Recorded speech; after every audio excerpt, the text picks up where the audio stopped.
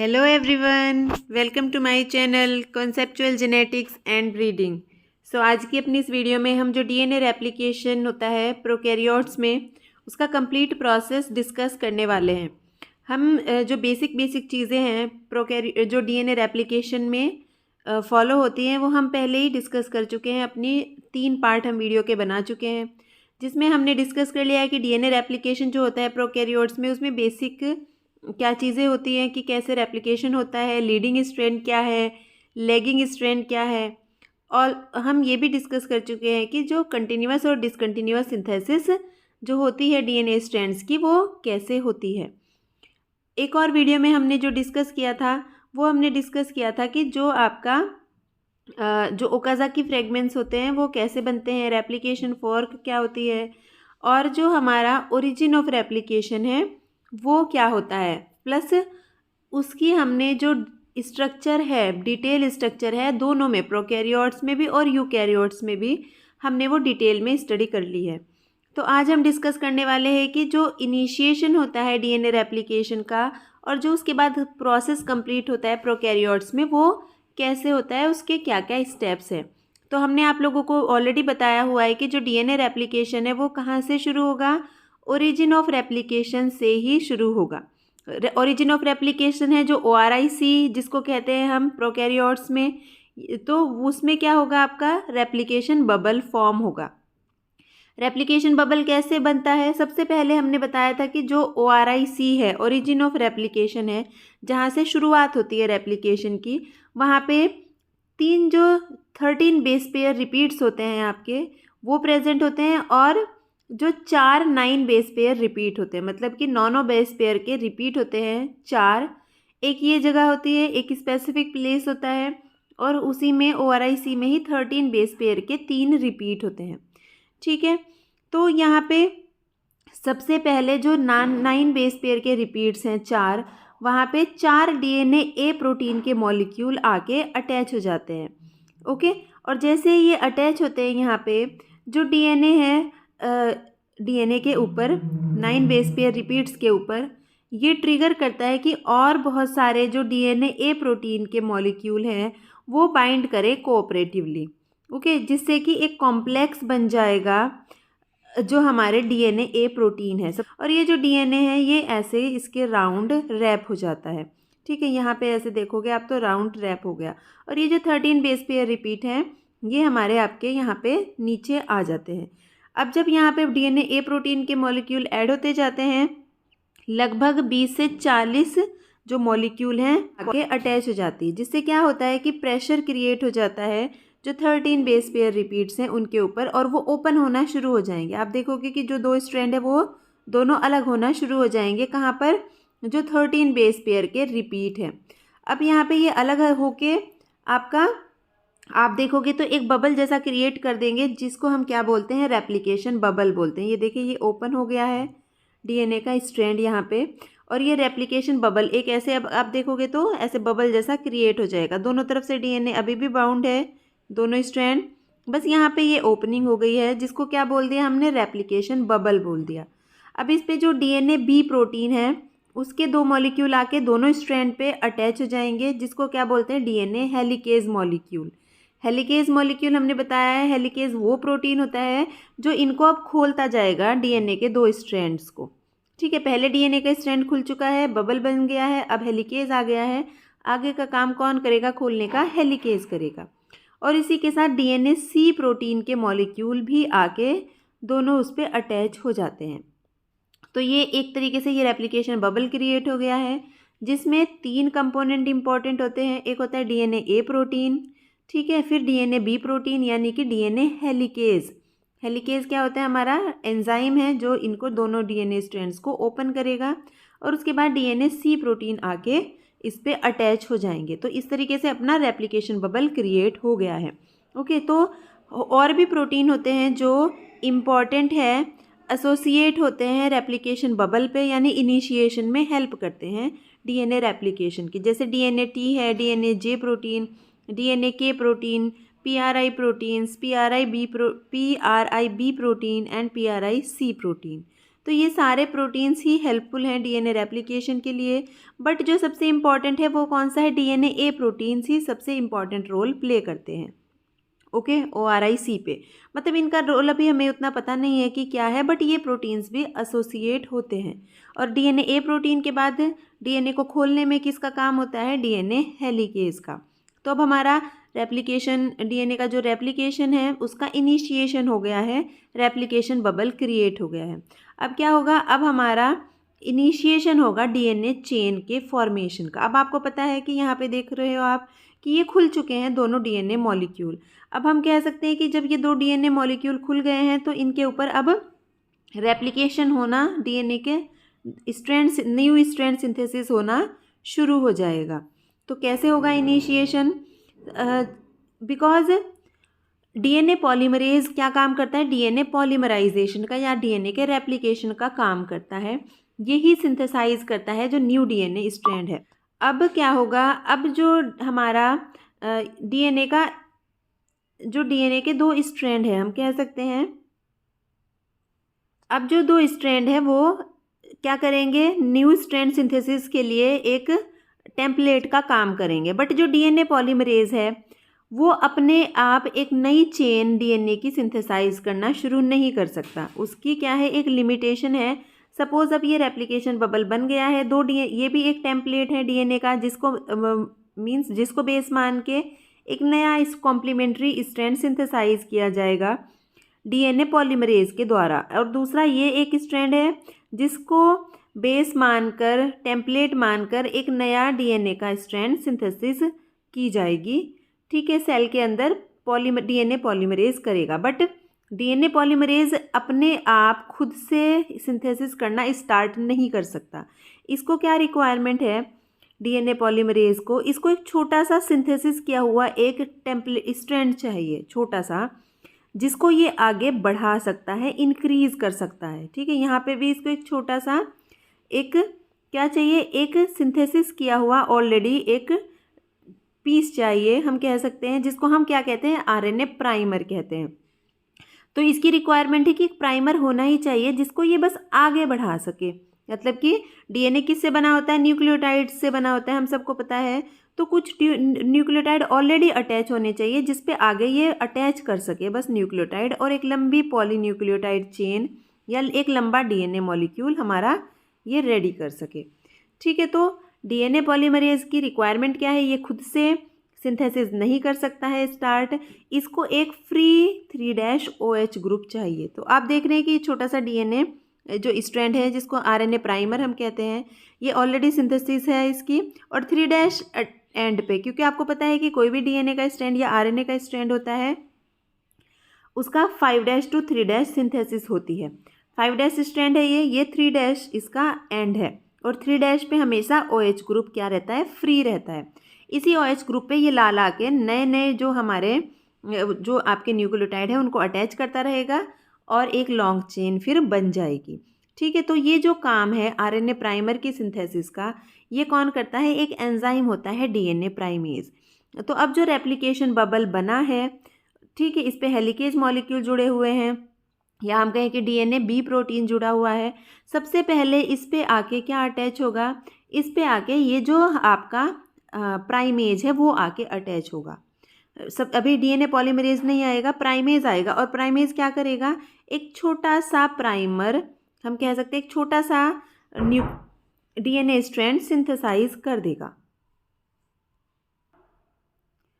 और ये एक छोटा प्राइमर सिंथेसाइज कर देगा। जो प्राइमर क्या होता है, एक हम कह सकते हैं 10 से लेके 60 न्यूक्लियोटाइड लॉन्ग एक छोटा सा क्या होता है, स्ट्रैंड होता है जो डीएनए प्राइमेज सिंथेसाइज करता है। ठीक है, तो इसको क्या बोलते हैं, आरएनए प्राइमर हम बोलते हैं। अब यहाँ पे जो फ्री 3' OH ग्रुप है, अब आके डीएनए पॉलीमरेज अटैच हो जाएगा और आके यहाँ पे न्यूक्लियोटाइड अटैच करना शुरू कर देगा। इसको बेस मानकर इसके कॉम्प्लीमेंट्री जो हमारे वो होंगे न्यूक्लियोटाइड होंगे उनको अटैच करना शुरू कर देगा, और ऐसे करके एक हमारा नया डीएनए स्ट्रैंड रेडी हो जाएगा जो कि इस पुराने स्ट्रैंड के कॉम्प्लीमेंट्री होगा। ठीक है, तो ये आपका हो गया, हमारा प्राइमर सिंथेसिस हो गई है। सो जो आरएनए प्राइमर्स हैं इनका काम क्या होता है, इनका काम यही होता है कि ये डीएनए जो पॉलीमरेज एंजाइम है उसको एक फ्री 3' OH प्रोवाइड करते हैं, जो कि नीडेड है डीएनए पॉलीमरेज के लिए। इसके बिना ये क्या नहीं कर सकता है, आगे फिर सिंथेसिस को कंटिन्यू नहीं रख सकता है। ठीक है, मतलब जो डीएनए पॉलीमरेज है वो बस कंटिन्यू कर सकता है, अपने आप ये छोटा स्ट्रैंड सिंथेसाइज करना शुरू नहीं कर सकता। ठीक है, मतलब कि मान लो ये एक टेम्पलेट डीएनए है, अब इसके ऊपर आके सीधे अगर डीएनए पॉलीमरेज आ जाएगा तो वो शुरुआत नहीं कर सकता है। उसको क्या चाहिए कि कोई शुरुआत करके दे उसको, एक छोटा सा स्ट्रैंड बना के, अब इसको आगे ये कैरी आउट कर सकता है। ठीक है, और जो कोलाई है उसमें जो एंजाइम है जो डीएनए पॉलीमरेशन का काम करता है वो होता है डीएनए पॉलीमरेज 3rd एंजाइम। ठीक है, अब इनिशिएशन हो गई है, अब क्या होगा आपका, कुछ और प्रोटीन्स भी इसके साथ जुड़े हुए होते हैं जो आपके काम करते हैं डीएनए रेप्लिकेशन में। उनमें से एक हम बता चुके हैं कि जो डीएनए हेलिकेज है। डीएनए हेलिकेज जो होता है इसका काम होता है कि ये स्ट्रैंड्स को अलग करे। आगे यहाँ पे पीछे जो डीएनए पॉलीमरेज है वो जुड़ जाता है और पॉलीमराइजेशन करते हुए आगे बढ़ता है। अब ये खुले हुए होने चाहिए ना दोनों स्ट्रैंड, तो इनको खोलने का काम कौन करता है, इनको खोलने का काम करता है हेलिकेज। ठीक है, अब जो हेलिकेज है इसका काम मेन यही है, बट जब ये आगे आगे स्ट्रैंड को अलग करता जाएगा, सपोज यहाँ डीएनए ये खुला हुआ है, अब ये आगे भी खोलता जा रहा है, 2 स्ट्रैंड अलग हो गए। अब इनका क्या है, ये जो डीएनए स्ट्रैंड है ये क्या हो सकते हैं, ये अपने आप आपस में ऐसे एंटेंगल्ड भी हो सकते हैं, टूट भी सकते हैं, बिकॉज अब ये क्या है, ओपन है। ये रिएक्शन, ये मतलब क्या हो सकते हैं, अपने में ही एंटेंगल्ड होके ये टूट भी सकते हैं। दूसरी क्या है कंडीशन कि ये जो दोनों स्ट्रैंड है ये फिर से जुड़ सकते हैं, बिकॉज हेलिकेज तो आगे चला जाएगा, आगे से खोल देगा, यहाँ पे ये जुड़ जाएंगे। अगर ये जुड़ जाएंगे यहाँ पे तो जो पीछे से डीएनए पॉलीमरेज आ रहा है वो आगे पॉलीमराइजेशन नहीं कर पाएगा, यानी डीएनए का रेप्लिकेशन कंटिन्यू नहीं रख पाएगा। ठीक है, एक और कंडीशन हो सकती है, जैसे इस इमेज में भी देख सकते हो आप कि जो डीएनए का एक सिंगल स्ट्रैंड है, आप देख रहे हो ये आपस में ही ऐसे करके पेयरिंग कई बार कर लेता है। ठीक है, अपने में ही पेयरिंग कर लेता है। ऐसे में भी जो डीएनए पॉलीमरेज है वो आगे नहीं बढ़ पाता फिर। ठीक है, और वो फिर डिटैच हो जाता है, यानी कि डीएनए रेप्लिकेशन आधा ही बीच में रह जाता है। तो ऐसी कंडीशन से बचने के लिए सेल के अंदर कुछ एसएसबी प्रोटीन होते हैं जिनको क्या बोलते हैं, single strand DNA binding proteins. ये जो डीएनए बाइंडिंग प्रोटीन्स होते हैं ये क्या होते हैं, जैसे ही डीएनए हेलिकेज ने, ये जो हेलिकेज एंजाइम है उसने 2 डीएनए स्ट्रैंड्स को अलग कर दिया है, ये जो single stranded protein binding protein है ये जाके सिंगल जो डीएनए के स्ट्रैंड्स हैं उनके ऊपर जाके अटैच हो जाते हैं। अब ये अटैच जैसे ही हो गए, अब ये आपस में नहीं जुड़ सकते, ये सीधा ही रहेगा। ठीक है, एक अपने में ही एंटेंगल्ड नहीं हो जाएगा जैसे यहाँ पे आपको दिख रहा है। तो डीएनए पीछे से जो डीएनए पॉलीमरेज एंजाइम आएगा वो आराम से डीएनए की सिंथेसिस करके निकल जाएगा। ठीक है, तो जो सिंगल स्ट्रैंडेड बाइंडिंग प्रोटीन्स होते हैं इनका काम क्या होते हैं, ये जो डीएनए का मॉलिक्यूल है उसको एक एक्सटेंडेड सिंगल स्ट्रैंडेड फॉर्म में रखता है ताकि रेप्लिकेशन बहुत ईजिली हो जाए। हेलिकेज का काम आपको पता चल गया है कि वो तो जो 2 डीएनए स्ट्रैंड है आगे जो जुड़े हुए हैं 2 डीएनए स्ट्रैंड। ठीक है, सपोज ये रेप्लिकेशन बबल था, यहाँ से रेप्लिकेशन होना शुरू हो गया, ये आपके क्या है, डीएनए पॉलीमरेज एंजाइम है। ठीक है, ये दोनों का स्ट्रैंड का ऐसे करते हुए सिंथेसिस जा रहे हैं, हेलिकेज इनको खोलते हुए जा रहा है आगे से, जिससे कि ये दोनों स्ट्रैंड अलग हो जाएं, और अलग अलग ही रहें तो एसएसबी प्रोटीन आके जुड़ गया इनके ऊपर, और यहाँ पे आके ये सिंथेसिस इनकी ईजिली हो जाएगी, न्यू डीएनए स्ट्रैंड्स हमारे बन जाएंगे। ठीक है, तो ये आपका हो गया, आपका जो काम होते हैं, जो प्रोटीन्स होते हैं, जब इनिशिएशन हो जाता है उसके बाद हेलिकेज और एसएसबी प्रोटीन आपका अपना काम करते रहते हैं, और पीछे से डीएनए पॉलीमरेज एंजाइम पॉलीमराइजेशन का काम करता रहता है। अब ये जो मेन कॉम्प्लेक्स बनता है डीएनए रेप्लिकेशन के टाइम पे उसको क्या बोलते हैं, उसको हम प्राइमोसोम बोलते हैं। क्या क्या होता है इसमें हम ऑलरेडी डिस्कस कर चुके हैं। ये प्राइमेज एंजाइम है जो क्या कर रहा है, प्राइमर्स बना रहा है। आपको पता है हमने ये डिस्कस किया था कि जो डीएनए के 2 स्ट्रैंड होते हैं, सपोज ये क्या है, 2 डीएनए के स्ट्रैंड अलग हुए हैं, जो हमारा जिसको टेम्पलेट मानेंगे हम, वो हमारे स्ट्रैंड है। ठीक है, अब इसमें क्या होगा, एक स्ट्रैंड की तो कंटिन्यूअस सिंथेसिस होती रहेगी, बट दूसरे स्ट्रैंड की क्या है, डिसकंटिन्यूअस सिंथेसिस होगी। किसकी फॉर्म में, छोटे छोटे फ्रेगमेंट्स की फॉर्म में, जिनको क्या बोलते हैं हम, ओकाज़ाकी फ्रेगमेंट्स बोलते हैं। ठीक है, तो जैसे सपोज क्या हुआ, यहाँ से रेप्लिकेशन स्टार्ट हुआ, ये तो जो ये वाला स्ट्रैंड है इस पे तो कंटिन्यूअस बस सिंथेसिस होती जा रही है। एक बार क्या हो जाएगा, यहाँ पे प्राइमर बन जाएगा। अब ये सीधा आपका डीएनए पॉलीमरेज इसको सिंथेसिस करता रहेगा। बट क्या होगा, दूसरा जो स्ट्रैंड है इस पे सिंथेसिस जो होगी इस डायरेक्शन में होगी। क्यों, देखो ये आपका क्या है, डीएनए पॉलीमरेज एंजाइम की 2 यूनिट है। ये क्या होंगी, अगर आप देखोगे ये तो एक साथ ही चलेंगी। जैसे इन्होंने यहाँ से शुरू किया, ठीक है, ये दोनों यूनिट यहाँ से ही काम करेंगी। इधर से सपोज यहाँ पे यूनिट है आपकी, इसने ऐसे सिंथेसिस करनी शुरू कर दी, इसको तो कोई प्रॉब्लम नहीं है, सिंथेसिस होती जा रही है। एक बार आरएनए प्राइमर यहाँ पे बन गया, बस ये आगे सिंथेसिस होती जाएगी। बट जो दूसरा स्ट्रैंड है, लैगिंग स्ट्रैंड, आप देख रहे हो ये 5' to 3' ऑलरेडी है, तो इस पर तो सिंथेसिस क्या होगी, 5' to 3' ही होगी, बट इस डायरेक्शन में होगी। अब ये 5' डायरेक्शन, ये 3' डायरेक्शन। ठीक है, ये हम ऑलरेडी पुरानी वीडियोज़ में हम डिस्कस कर चुके हैं कि ऐसा क्यों होता है। तो अब ये जो सिंथेसिस है ये क्या होगी, इसकी डायरेक्शन तो ये रहने वाली है, क्योंकि हमेशा डीएनए पॉलीमरेज जो है सिंथेसिस किस डायरेक्शन में करता है, 5' to 3' डायरेक्शन में ही करता है। तो क्या होगा, अब ये जो सबसे पहले यहाँ एक छोटा प्राइमर बना, ये इस डायरेक्शन में यहाँ तक सिंथेसिस हो गई। अब जब तक ये सिंथेसिस करता हुआ यहाँ तक पहुँच गया, फॉर एग्जांपल ये जो यूनिट है दोनों एक साथ ही चलेंगी, इसका रेप्लिकेशन भी और इसका रेप्लिकेशन भी। अब एक प्राइमर यहाँ पे सिंथेसाइज होगा छोटा सा, ये एक ओकाज़ाकी फ्रेगमेंट बन चुका है। अब यहाँ पे सिंथेसाइज होगा एक और आरएनए प्राइमर, फिर इसकी जो है सिंथेसिस यहाँ पे एस डायरेक्शन में हो जाएगी कंप्लीट यहाँ तक। ठीक है, ये एक और फ्रेगमेंट बन गया है। अब ये जो हमारी यूनिट थी ये सिंथेसिस करते हुए यहाँ तक पहुँच जाती है। अब एक और आरएनए प्राइमर यहाँ पे सिंथेसाइज होता है।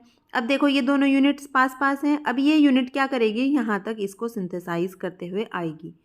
फिर क्या होगा, ऐसे करके फिर रेप्लिकेशन आगे बढ़ता जाएगा। ऐसे एक जो स्ट्रैंड है वो कंटिन्यूअसली सिंथेसाइज होगा, दूसरा डिसकंटिन्यूअस, छोटे छोटे जो फ्रेगमेंट्स हैं जिनको क्या बोलते हैं, ओकाज़ाकी फ्रेगमेंट्स बोलते हैं, उनकी फॉर्म में सिंथेसिस होती जाती है।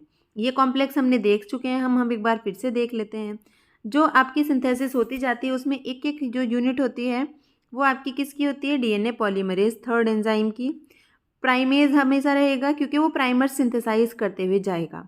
लैगिंग स्ट्रैंड पे हमेशा कंटिन्यूअस प्राइमर सिंथेसिस होती रहेगी छोटे छोटे फ्रेगमेंट्स के रूप में, फिर ये आगे बढ़ जाएगा। यहाँ पे सिंथेसिस हुई, ये आगे बढ़ गया। लीडिंग स्ट्रैंड पे बस एक ही बार प्राइमर बनेगा इनिशियल जब शुरू होगा डीएनए रेप्लिकेशन, फिर वहाँ पे कोई ज़रूरत नहीं, बिकॉज ये तो कंटिन्यूअस सिंथेसिस है। एसएसबी प्रोटीन जो भी सिंगल स्ट्रैंड जहाँ पे भी रहेगा वहाँ पे एसएसबी प्रोटीन जुड़ जाएंगे आगे। और जो आपको पता है हेलिकेज यानी कि डीएनए बी प्रोटीन साथ में रहता है और डीएनए सी प्रोटीन इसके साथ जुड़ा रहता है। ठीक है, तो ये एक प्राइमोसोम कॉम्प्लेक्स बनाता है जिसके अंदर जो आपका डीएनए पॉलीमरेज है, प्राइमेज एंजाइम यानी कि जो प्राइमर बना रहा है, और जो हेलिकेज एंजाइम है वो मेन कंपोनेंट होते हैं। तो प्राइमोसोम के ये मेन कंपोनेंट है और ये जो प्राइमोसोम कॉम्प्लेक्स है ये बढ़ता जाता है डीएनए रेप्लिकेशन जिस भी डायरेक्शन में हो रहा है। हमेशा 5' to 3' डायरेक्शन में होता है तो ये हमेशा ऐसे बढ़ता जाएगा। ठीक है, एट लास्ट पूरा डीएनए मॉलिक्यूल हमारा रेप्लिकेट हो जाएगा। लीडिंग स्ट्रैंड तो कंप्लीट हो गया। अब लैगिंग स्ट्रैंड में क्या होगा, लैगिंग स्ट्रैंड हमारा सिंथेसाइज होने के बाद जो छोटे छोटे फ्रेगमेंट हैं वो आपके आपस में जुड़ेंगे। ठीक है, आप देख सकते हैं यहाँ पे ये फ्रेगमेंट लास्ट में, ये सारे फ्रेगमेंट अगर आप इसको सिंपल फॉर्म में देखेंगे ये तो कंटिन्यूअस सिंथेसिस हो गई। अब ये जो स्ट्रैंड था इसमें ऐसे छोटे छोटे फ्रेगमेंट की फॉर्म में सिंथेसिस हुई है। अब क्या होगा, यहाँ पे इनिशियल में इसके पास एक प्राइमर है, ये प्राइमर है जिसको जो कि आरएनए प्राइमर है। अब क्या होगा, ये आरएनए प्राइमर हटाए जाएंगे। ठीक है, इनकी प्लेस पे ये डीएनए का मॉलिक्यूल सिंथेसाइज हो जाएगा। ठीक है, सेल इसको सिंथेसाइज करेगी। अब जो भी ये फ्रेगमेंट बने हैं इनकी सीलिंग का काम, आपस में इनको सील करने का काम कौन करेगा, जो हमारे लाइगेज एंजाइम होते हैं।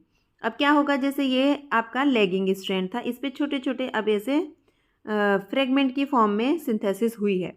अब इनको आपस में सील करने का काम कौन करेगा? DNA ligase. और ऐसे करके ये भी एक कंटिन्यूअस स्ट्रैंड फिर बन जाएगा। अब हम जो हमारा ये जो चलता है पूरा कॉम्प्लेक्स चलता है, इसको क्या बोलते हैं? हम रेप्लिसोम बोलते हैं। ठीक है, रेप्लिसोम क्या होता है? Complete replication apparatus moving along the DNA molecule at a replication fork. यानी जो रेप्लिकेशन फॉर्क बनी है, ये जिस पे रेप्लिकेशन हो रहा है, यहाँ जितने भी हमारे डिफरेंट डिफरेंट मॉलिक्यूल्स होते हैं, इनका जो कॉम्प्लेक्स है उसको रेप्लिसोम बोलते हैं। ठीक है, अब जब रेप्लिकेशन होता जाएगा अब डीएनए मॉलिक्यूल का, अब देखो ये जो स्ट्रैंड है वो अब सिंथेसिस होती जा रही है लास्ट तक।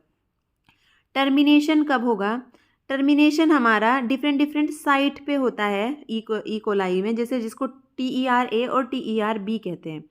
जैसे ही रेप्लिकेशन जो हमारा ये जो पूरा रेप्लिसोम है, ये जो साइट्स हैं इनके पास पहुंचता है, क्या हो जाता है? वहाँ पे ब्लॉक हो जाता है मूवमेंट रेप्लिकेशन फॉर्क का। ये जो हमारा रेप्लिसोम है इसका मूवमेंट ब्लॉक हो जाएगा इन जो ये हमारी टर्मिनेशन साइट है इनके पास पहुँचते ही। अब जैसे यहाँ पे पहुँचेगा, अब रेप्लिकेशन बंद हो चुका है, तो जो आपका कुछ स्पेशल रिकॉम्बिनेशन एंजाइम्स होते हैं या जिनको डीएनए टोपो आइसोमरेज होते हैं।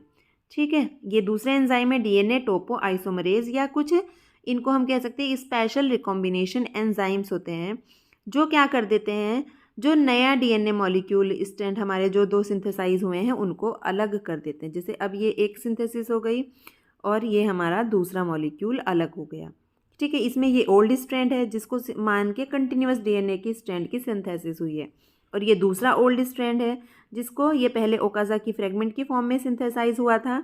अब ये जो सील हो चुके हैं, अब ये भी कंटिन्यूअस स्ट्रैंड हमारा बन चुका है।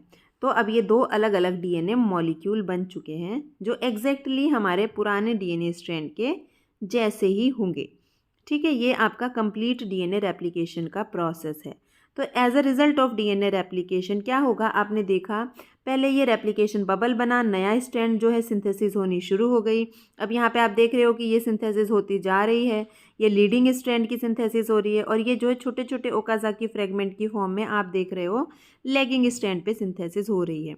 ऐसे करके ये कंप्लीट सिंथेसिस हो जाती है, और आप देख रहे हो कि पर्पल कलर में हमने जो नया मॉलिक्यूल सिंथेसाइज हुआ है और जो ब्लू कलर है वो ओल्ड वाले स्ट्रैंड है। ठीक है, तो हरे दो एट लास्ट दो कंप्लीटली सिंथेसाइज मॉलिक्यूल बन जाएंगे जिसमें एक ओल्ड स्ट्रैंड होगा, एक न्यू होगा। यहाँ पे भी एक ओल्ड होगा और एक न्यू होगा।